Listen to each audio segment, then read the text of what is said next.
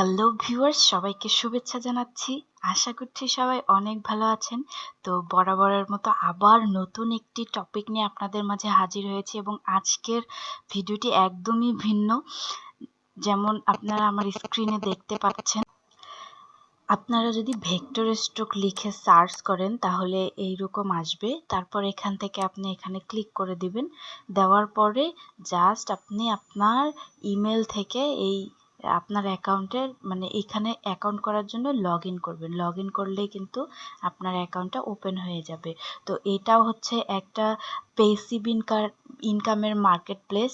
যেমন আমি আমার যে অ্যাকাউন্টটি এই যে খুলেছি, সেই অ্যাকাউন্টে এখানে রয়েছে এবং এখানে আপনি শুধু ভেক্টর ফাইলগুলো দিতে পারবেন এবং এইখানে ফাইল আপলোড করার কিন্তু প্রসেসটা একটু ভিন্ন। যেমন আপনারা অনেকেই এইটার সাথে পরিচিত আছেন এবং অনেকেই Adobe Stock, Shutterstock, Freepik এগুলো নিয়ে কাজ করছেন। তো এইগুলোর থেকে এখানে ফাইল আপলোড করা একটু ভিন্ন। তো এই ফাইল কিভাবে আপলোড করবেন, কিভাবে আপনারা এখান থেকে এখানে ফাইলগুলো আপলোড করতে পারবেন এবং ট্যাগ টাইটেল কিভাবে দিবেন, সেই প্রসেসটাই আজকে দেখাবো। তো চলুন ভিউয়ার্স, আজকে এই ভেক্টর স্টকে কিভাবে আপনি ফাইল আপলোড করবেন সেই প্রসেসটাই দেখাচ্ছি। তো এখান থেকে অবশ্যই আপনাকে কিন্তু আগে প্রথমে একটা অ্যাকাউন্ট করে নিতে হবে। এটা বলে রাখছি প্রথমেই, কারণ অ্যাকাউন্ট না করলে কিন্তু আপনার এরকম ড্যাশবোর্ড আসবে না। যখন আপনি একটা অ্যাকাউন্ট করবেন এখানে, অর্থাৎ বেশি কিছু না, আপনার ইমেল চাইবে এবং আপনার যে তথ্যগুলো চাইবে সেই তথ্যগুলো দিয়ে দেবেন। নাম, তারপরে ফোন নাম্বার, যা চাইবে, যা যা চাইবে সেগুলো দিয়ে দেবেন নর্মালি। তো দেওয়ার পরে যখন আপনি ক্রিয়েট করে ফেলবেন অ্যাকাউন্টটি, তখন আপনার এরকম ড্যাশবোর্ড চলে আসবে। তো ড্যাশবোর্ডের এখানে অনেক কিছু রয়েছে, যে পোর্টফোলিও, আমার এখানে কিছু ফাইলও রয়েছে। তো এই তো চলে যাচ্ছি হচ্ছে ফাইল রেডি করব। তো আপনাদের সামনে আজকে ফাইল রেডি করব। তো আমি একটা ফাইলকে বেছে নিয়েছি। যদিও আপনারা ইতোমধ্যেই অনেকগুলো এআই এর সাথে পরিচিত রয়েছেন এবং অনেক ভিডিও এআই সম্পর্কে, এআই রিলেটেড দেওয়া হয়েছে। তো আমি একটা জেনারেট করে ট্রেসিংও করেছি, কিন্তু এখানে একটু নষ্ট রয়েছে, এগুলো একটু ঠিকঠাক করে এই ফাইলটাকে আমি রেডি করব। কিভাবে রেডি করব সেই প্রসেসটাই দেখাবো। তো এটাতে আমি আনগ্রুপ করে নিচ্ছি। আনগ্রুপ করে নেওয়ার পরে এখানে দেখেন উপরের দিকে একটু সাদা অংশ বেশি রয়েছে এবং এইখানে মনে হচ্ছে যে এটা একটা এক্সট্রা অংশ। তো এই অংশটাকে আমি এই কালারে দিয়ে দিব। মানে যে কালারটা দিলে এটাতে ফুটে উঠবে, অর্থাৎ যে কালারটা দিলে ভালো লাগবে সেই কালারটাই দেওয়ার চেষ্টা করছি। আমি এইটাকে ধরবো, এই কালার দিয়ে দিচ্ছি। দেখেন এখন কিন্তু ভালো লাগছে। আর এটাকে ধরে আমি এই কালার দিয়ে দিচ্ছি। অর্থাৎ লেয়ারগুলো যদি ঠিক থাকে তাহলে কিন্তু আপনার ফাইল কখনোই রিজেক্ট করবে না। তো এখানেও একটু প্রবলেম রয়েছে। এখানের কালারটা যদি আমি এইভাবে দিয়ে দেই, দেখেন এখন ভালো লাগতেছে। অথবা যেটা ছিল ওটাও খারাপ না। চাইলে এটার কালারটা যদি অরেঞ্জ দিয়ে দেই, দেখি কেমন লাগে। না, যেটা আছে সেটাই থাক, অথবা এই কালারটা দিয়ে দিই। ওকে, এই লেয়ারগুলো যদি আপনি সঠিকভাবে ব্যালেন্স করতে পারেন তাহলে কিন্তু আপনার ফাইলটার রিজেক্ট কম হবে। ওকে, তো আমি এটাকে এভাবে ধরে কন্ট্রোল জি দিয়ে দিচ্ছি, দিয়ে আমি আর্টবোর্ডের মাঝখানে নিয়ে আসবো। তো এখানে কথা হচ্ছে আর্টবোর্ডটা আমি কি সাইজ নিয়েছি। তো আমি আবার যদি আর্টবোর্ডটা নেই, নিউ চলে যাচ্ছি, নিউতে গিয়ে এখানে পিক্সেল দিয়ে দিব আর এখানে দিব 4000। যেহেতু আমাদের রাউন্ড শেপ, যে আপনার ফাইলটা কি রকম সেটা আগে বুঝতে হবে, তারপরে আপনি যে আর্টবোর্ড ওটা যদি নেন তাহলে কিন্তু ডিজাইনটা দেখতেও সুন্দর লাগবে এবং যখন মার্কেট প্লেসে অ্যাপ্রুভ হবে তখন কিন্তু যখন পোর্টফোলিওতে অ্যাড হবে তখন দেখতে আরও ভালো লাগবে, তখন এমনি মানুষ পছন্দ করবে ডিজাইনগুলো। তো 4000 বাই 4000 দিয়ে দিচ্ছি, এখান থেকে RGB দিয়ে দিচ্ছি ক্রিয়েট। দেখেন এই যে আমার আর্টবোর্ড, তো এইটাকে আমি এখানে নিয়ে আসব। নিয়ে এসে এখানে ছেড়ে দিয়েছি। এখন আমি এটাকে অ্যালাইনমেন্ট করার জন্য হরাইজন্টাল অ্যালাইন সেন্টার এবং ভার্টিক্যাল অ্যালাইন সেন্টারে করে দিচ্ছি। এটাকে যদি আরেকটু ছোট করি তাহলে আমাদের চারপাশের যে স্পেসটা এটা কিন্তু সঠিক ব্যালেন্স থাকবে। তো এটাকে দেওয়ার পরে এখন আমি সেভ করব। ফাইলে যাচ্ছি, ফাইল থেকে সেভ অ্যাজ, এখানে একটা নাম দিয়ে দিব। আগে ইপিএস সেভ করব, এখানে একটা নাম দিয়ে দিচ্ছি যে ভিনটেজ।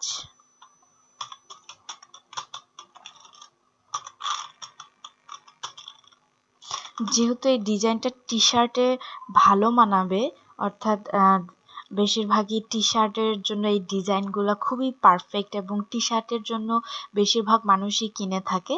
তো সেজন্যই এই ডিজাইনটিতে আমি যে টাইটেলটা সেটা দিয়ে দিচ্ছি vintage T shirt design, SIGN T shirt design vector art illustration. Okay, দেওয়ার পরে এখান থেকে ডেস্কটপটা দেখিয়ে দিচ্ছি, তারপরে সেভ, এখান থেকে ইপিএস। ওকে, ওকে হয়ে গেছে। এখন আমি এখান থেকে একটা জেপিজি সেভ করে নেব।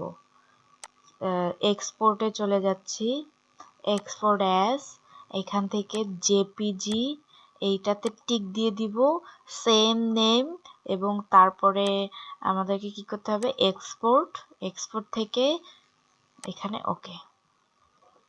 ওকে হয়ে গেছে আমাদের ফাইলটা সেভ। আমরা মার্কেট প্লেসে চলে যাচ্ছি। এখন দেখেন, আপনি যখন অ্যাকাউন্টটা খুলবেন, অ্যাকাউন্টটা খোলার পরে আপনার এই রকম ড্যাশবোর্ড আসবে। তখন আপনি হয়তোবা ঘাবড়িয়ে যেতে পারেন যে আসলে আমি কোথা থেকে ফাইলটা আপলোড করব।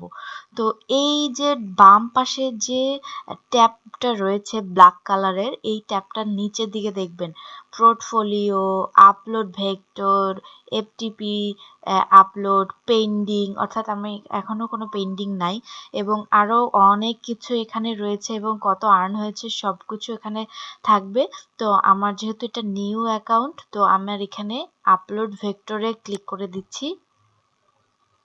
এখন দেখেন, আপনি যদি মনে করেন যে আপনি এই মার্কেট প্লেস সম্পর্কে, অর্থাৎ মার্কেট প্লেসে কত সাইজ ফাইল এবং কত সাইজ যে জিপ ফাইল রয়েছে, অর্থাৎ এখানে জেপিজি ফাইল দিতে হবে, প্লাস জেপিজি এবং ইপিএস এর একটা জিপ ফাইল দিতে হবে। ওই জিপ দুই ধরনের ফাইল এখানে দিতে হয়।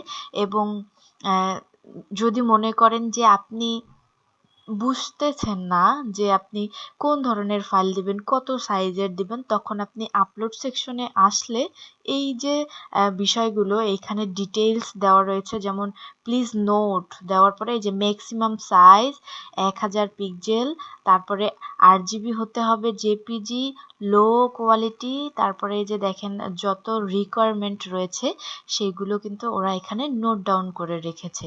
এবং আপনি চাইলে এটা দেখে দেখে আপনার ফাইলটা খুব সুন্দরভাবে কিন্তু রেডি করতে পারেন। তো আমাদের হচ্ছে একটা জেপিজি হয়েছে এবং একটা ইপিএস ফাইল রয়েছে।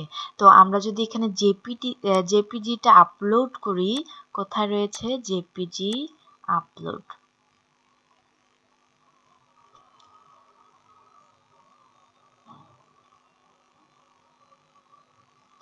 আমার জেপিজি ফাইলটা এখানে নিয়েছে। এবং আমি কি করব এখন, আমি চলে যাচ্ছি আমার ডেস্কটপে। ডেস্কটপ থেকে এই যে এই দুটো ফাইলকে এখন আমার কি করতে হবে, জিপ ফাইলে রূপান্তর করতে হবে। তো দুটাকে এভাবে ধরলাম, ধরার পর রাইট বাটন ক্লিক করলাম, তারপর এইখান থেকেও দিতে পারেন, অথবা সেন্ড টু,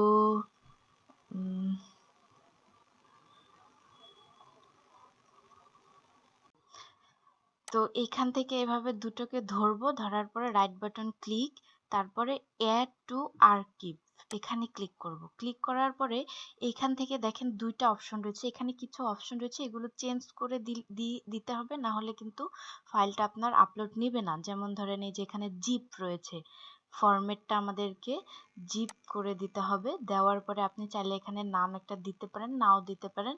তো এটা দেওয়ার পরে ওকে দিতে হবে। এই যে দেখেন আমাদের এই যে জিপ ফাইলটা এখানে কিন্তু শো করছে। তো আমি এখানে যদি নামটা দিয়ে দিই, এই নামটাই, সরি,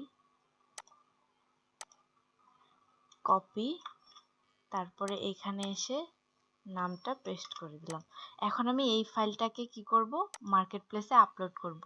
চুজ ফাইলে ক্লিক করছি, তারপরে এটাকে ধরবো, ওপেন। দেখেন এটাও কিন্তু আপলোড নিচ্ছে। তো দুইটা ফাইল একসাথে হয়ে একটা ফাইলে রূপান্তর হয়েছে। আমাদের এখানে কাজ হচ্ছে জেপিজিটা কেন আপলোড করলাম, জেপিজিটা হচ্ছে শো করবে, আর আমরা যে জিপ ফাইলটা দিয়েছি, যারা আমাদের এই অ্যাকাউন্টগুলো থেকে ফাইল কিনতে আসবে তারা হচ্ছে জিপ ফাইলটা মূলত ক্রয় করবে, এবং জিপ ফাইলটা যখন ডাউনলোড করবে তখন তারা এই জিপ ফাইলটা ভিতরেই এই ফাইলটার যে মূল অর্থাৎ ইপিএস ফাইলটা যে সেভ করেছি সেটা কিন্তু তারা পেয়ে যাবে। তো জেপিজিটা এই কারণেই দেওয়া, যখন মার্কেট প্লেসে এটা আপলোড করা হবে তখন জেপিজিটা শো করবে। মূলত জেপিজিটা যাতে বায়াররা দেখতে পারে, যারা কিনতে আসবে তারা যাতে দেখতে পারে, সেইটা মূলত এখানে শো করবে। ওকে, তো এখানে একটা টাইটেল দিয়ে দিব। তো একটা টাইটেল দিতে হবে এবং ছোট করে একটা ডেসক্রিপশন দিতে হবে, ক্যাটাগরি সিলেক্ট করতে হবে।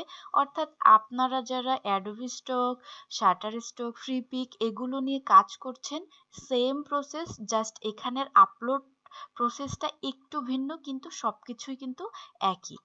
আচ্ছা, তো এখান থেকে টাইটেলটা আমরা যে ফাইলের নাম দিয়েছি সেটাই দিয়ে দিচ্ছি। এবং আপনি যদি মনে করেন যে আমি ডেসক্রিপশনটা আর ভিন্ন কিছু দিতে চাই না, তাহলে আপনি এই টাইটেলটাকেই কপি করে ডেসক্রিপশনে দিয়ে দিতে পারেন। আর যদি মনে করেন না আমি আরো সুন্দর করে সাজিয়ে দিতে চাই, আপনারা চাইলে এখানে সাজিয়ে দিতে পারেন। এবং এখান থেকে ক্যাটাগরিটা সিলেক্ট করে দিব। তো এখান থেকে ক্যাটাগরি কি দিতে পারি, আপনার ফাইল রিলেটেড ক্যাটাগরি দিয়ে দিবেন, তাহলে ফাইলটা ভালো র্যাঙ্ক হবে এবং আপনি একটা ভালো আর্ন এখান থেকে জেনারেট করতে পারবেন।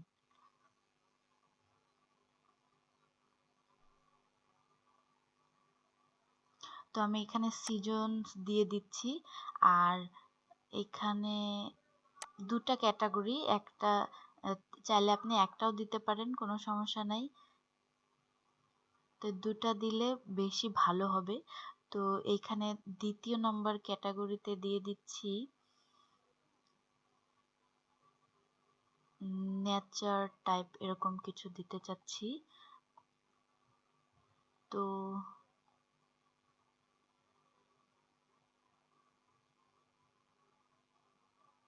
এই ভিনটেজ দিয়ে দিচ্ছি। ওকে, তো এখানে কিওয়ার্ড দিতে হবে। তো আপনারা ইতোমধ্যেই চ্যাট জিপিটি সম্পর্কে পরিচিত আছেন এবং চ্যাট জিপিটির সাথে পরিচিত আছেন। তো আমি এই টাইটেলটাকে কপি করে নিচ্ছি এবং চ্যাট জিপিটিতে গিয়ে চ্যাট জিপিটিকে কমেন্ট করব যে I need 45 SEO tags of this topic. Simple এইটা দিলেও হবে, অথবা আপনি যদি চান যে আপনি আপনার মতো করে সুন্দর করে সাজিয়ে দিবেন তাও হবে, কিন্তু এই ছোট্ট প্রম্পটুকু দিলেও কিন্তু আপনি আপনার ট্যাগগুলো পেয়ে যাবেন। তো এখানে আমি আমার টাইটেলটা দিয়ে দিচ্ছি, তারপরে ইনভার্টেড কমা দিয়ে এটাকে ভিতরে রাখছি, তারপরে এখান থেকে সাবমিট করে দিলাম। দেখেন এখন 1 2 3 4 করে দিচ্ছে। তো এইভাবে একটা একটা করে নিয়ে গিয়ে আমাদের এখানে পেস্ট করা একটা সময়ের ব্যাপার।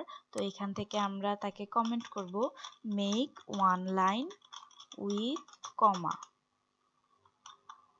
তাহলে ট্যাগগুলো পাশাপাশি দিবে বা কিওয়ার্ডগুলো, এই দেখেন পাশাপাশি দিয়েছে, তখন খুব তাড়াতাড়ি এবং কম সময়ে এবং আমরা ইজিলি এইখান থেকে কন্ট্রোল সি কন্ট্রোল ভি এখানে দিয়ে দিলাম। দেওয়ার পরে এখান থেকে ভেক্টর, এখান থেকে এগুলো টিক দিয়ে দিতে পারেন, নাও দিতে পারেন। এখানে কি বলেছে, vector is only sold on vector stock. আমি এটা টিক দিচ্ছি না। তো এখান থেকে যদি সবকিছু ঠিকঠাক দিয়ে থাকেন তাহলে এখান থেকে পাবলিশে ক্লিক করবেন। পাবলিশে ক্লিক করার পরে এই যে দেখেন এখানে চলে এসেছে। এখান থেকে আপনাকে উপরে লেখা রয়েছে দেখেন মাই পেন্ডিং ভেক্টর 1। তো এটা পেন্ডিংয়ে থাকবে। এটা যখন এই মার্কেট প্লেস এটা রিভিউ করবে, রিভিউ করার পর দেখা যাবে যে এই ফাইলটাকে অ্যাপ্রুভ করে নিয়েছে, অথবা যদি মনে করে যে না এই ফাইলটা অ্যাপ্রুভ করার মতো নয়, তখন কিন্তু এই ফাইলটা আর অ্যাপ্রুভ করবে না, রিজেক্ট করে দেবে। তো এইভাবে আপনারা এই ভেক্টর স্টকেও ফাইল দিতে পারেন, এবং এখান থেকেও যখন আপনি পর্যাপ্ত ফাইল রাখবেন এখান থেকেও কিন্তু একটা ভালো ইনকাম আপনি জেনারেট করতে পারবেন। এবং এই মার্কেট প্লেস থেকেও কিন্তু প্রচুর সেল হয়। ফ্রি পিক, শাটার স্টকে যেরকম সেল হয় এই মার্কেট প্লেসেও প্রচুর সেল হয়। তো ভিউয়ার্স, আশা করছি ভিডিওটি আপনাদের অনেক ভালো লাগবে, এবং ভিডিওটি যদি ভালো লেগে থাকে অবশ্যই লাইক করবেন, কমেন্ট করবেন এবং ভিডিওটি শেয়ার করতে ভুলবেন না।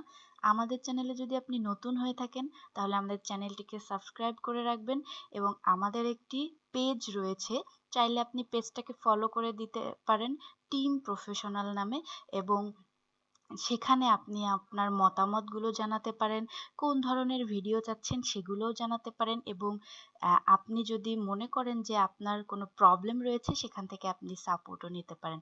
তো ভালো থাকবেন, সুস্থ থাকবেন, দেখা হচ্ছে নেক্সট ভিডিওতে।